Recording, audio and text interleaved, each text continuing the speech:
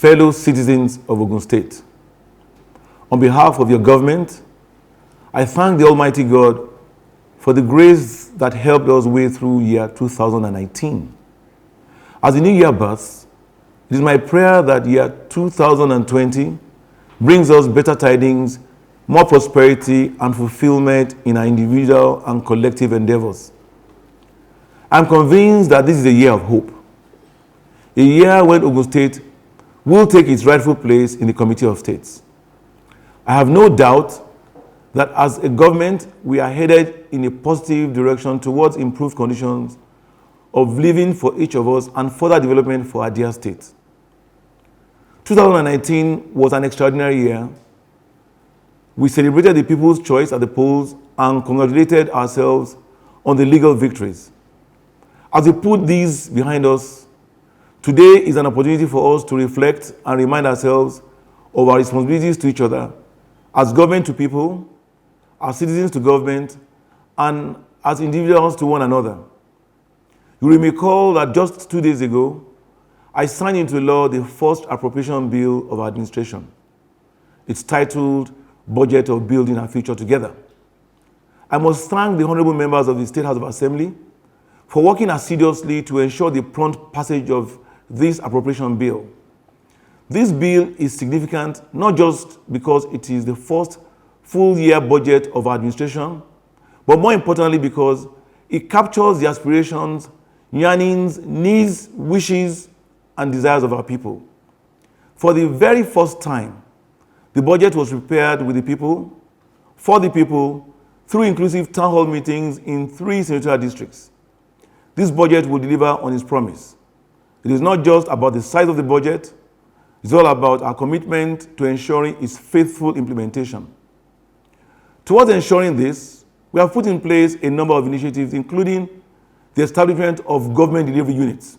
This will ensure that government projects and programs are not only delivered, but will be measurable and constantly evaluated.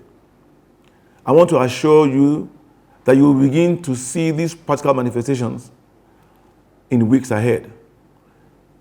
Let me assure you that this budget was not only well prepared, it will also be efficiently and effectively implemented to create a better ambience for further development of our dear state.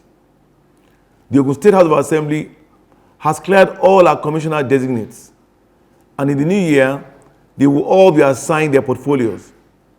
In addition to this, we just appointed 8 new permanent secretaries to head our different ministries and departments. While some were reposted, others were retained to ensure alignment of skills and experience in key strategic areas.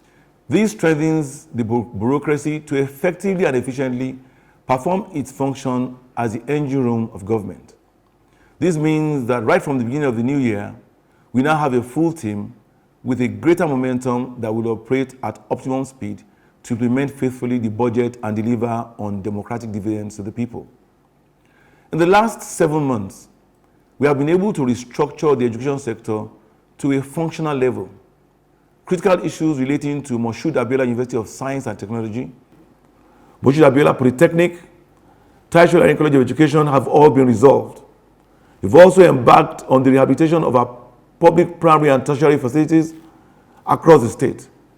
We recently promoted over 10,000 teaching and non-teaching staff for the 2016 and 2017 years, and have restored the payment of running costs in our schools. We have commenced the evaluation of suitable ICT tools in the school administration and management of curriculum. We will implement appropriate technology for e-learning, e-library, and other school applications. For this, I thank all stakeholders in the education sector for holding the light and joining hands with us to bring back the glory of education. We recognize that health is wealth, and that only a healthy citizenry can contribute to development and enjoy the dividends of democracy. We have continued to address infrastructural and staff deficits in health institutions. We are rehabilitating our primary and tertiary health facilities across the state and have approved the immediate recruitment of medical doctors, nurses, pharmacists, and all other personnel for the Olabisi Onabanjo Teaching Hospital and our other medical facilities. The State Hospital Ilaro has experienced an uncommon turnaround. We have also procured medical equipment for the other state hospitals while conducting medical outreaches to sensitize our people on how to live a healthy life. Empowerment of the youth through sports, creative arts, cultural activities, tourism and entertainment continue to provide the impetus in molding these leaders of tomorrow for the task of nation building. We have signed the Sports Commission Bill into law, and the Ogun Job Portal ensures that our graduates and those with vocational skills across the state give their information while we endeavor to match them with potential employers, training opportunities, particularly in the private sector. As part of our initiative to address the deficit in the housing sector, we have commenced 2 housing schemes in Abeokuta, also at Shagamu and Ota. These housing units will be sold particularly to the low and middle income earners. Furthermore, our urban renewal and regeneration initiatives will commence in all major towns, beginning with Ibara GRA Abeokuta. The Ogun State Master Plan is being reviewed and updated to enable proper planning and administration of residential estates, industrial and commercial clusters, as well as enforce strict adherence to global environmental standards. In this regard, plans are underway to implement the Geographical Information System for efficient and effective land administration and management. In agriculture, our administration has continued to intensify efforts to partner with the African Development Bank for the birthing of the largest agro-processing zone in Ogun State. In the same vein, we launched in partnership with the Central Bank of Nigeria the Anchor Borrower Scheme on Agriculture. Under this scheme, our youth have been turned into agropreneurs. The administration has provided them with cleared land and extension services. The Anchor provides the seedlings and guaranteed offtake, while CBN pays them stipends to harvest. We have also subscribed to the Fadama Graduate Unemployed Youth and Women Scheme, Fadama Guys, which is particularly unique because it is targeted at the youth and women.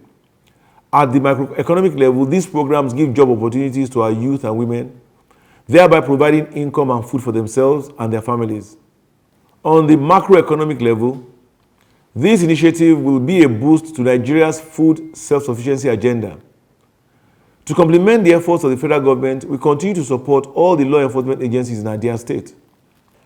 We amended the law establishing the Ogun State Security Trust Fund, reinvigorated the fund, and made it more private sector driven. This fund will provide the needed finances required for the welfare and management of armored vehicles and security equipment while ensuring accountability and good corporate governance. We have also deployed patrol vans and motorcycles to strengthen the security architecture in our dear state, thus providing a conducive and enabling environment for nurturing the individual potentials of our people and businesses. We have established the Ogun Tech Hub in Abeokuta to leverage on ICT for this knowledge age economy. The initiative of Tech Hubs provides our people with an avenue for pre-incubation and cross-fertilization of ideas. This creates new solutions to the many social challenges of humanity. To ensure continued improvement in our ease of doing business, we have also established the Ogun State Investment Promotion and Facilitation Agency and the Ogun State Enterprise Development Agency. We embarked on the rehabilitation of rural and township roads across the state. The establishment of the Ogun State Public Works Agency, OPWA, has proven to be an efficient and responsive, cost-efficient strategy of constructing and rehabilitating existing roads, generally ease commuting and movement of goods and materials, while ensuring the continued growth of our state economy. Only 2 days ago, I inspected a number of ongoing road projects in Ado-Ota, Ifo, Abeokuta South, and other local governments. These are indicators of what 2020 will bring us. In a few weeks, we will be commissioning 2 newly constructed roads in Ota Town. These are link roads that were left unattended even as the Lagos State portion of the roads had been commissioned over a year ago. Let me assure all our people that work will also commence soon on the Jebu-Ode-Ekpe road, which is already captured in the 2020 budget. It is important to underscore the fact that in line with our policy on inclusiveness, that these roads were selected by the electorate across the 236 wards of our dear state. One major takeaway from our infrastructure development plan is that in the process of developing our infrastructure, our administration will ensure that we do not make life uncomfortable for our people, and permit me to emphasize that no inherited project for which the People's Commonwealth have been invested will be abandoned. If anything, it will be creatively utilized for the interest and upliftment of the people. We will continue to be methodical, strategic, structured, and deliberate in all that we do. We will continue to engage our citizens and all stakeholders in matters that affect them. We have started seeing the positive results of these. We have received recognitions and awards from local and international organizations for our modest efforts. The Federal Ministry of Communications and Digital Economy adjudged our state as the best ICT infrastructure development and internet penetration in the country in 2019. Our state was also adjudged second in ICT human capital development by the same federal ministry. Again, the Business Day Research and Intelligence Unit only last month commended us as the most improved state on security and for our high performance on state competitiveness and good governance record. The Central Bank of Nigeria has also recognized us as a model state in youth employment and agriculture industrialization because of our unique approach to the Anchor Borrowers program. This is just the beginning. As a new administration, we cannot afford to rest on our oars. Going forward, more attention will be on financial transparency, accountability, due process, efficiency, and cost management, and this has engendered the Medium-Term Expenditure Framework, MTEF. It's also important to remember that public servants remain the engine room of government. While I'm proud to say that prompt payment of salaries to our ever hardworking, diligent, and committed public servants is no longer a challenge in Ogun State, it is also imperative to state that our government is already in the final stage of discussions with the labor unions for the implementation of the new minimum wage. My fellow citizens, the year 2020 brings us stronger hope. We are committed to ensuring that individual prosperity of our citizens is clearly manifested and the status of our dear state is enhanced in the Committee of States. This is Ogun State, and we are renowned for being the first and the best in different fields of human endeavor. However, we need more than prayers. We need stronger discipline. We must work harder with increased commitment and dedication from all of us. We are determined to leave Ogun State much better than we met it. We must remind ourselves that there are hard choices that we will have to make.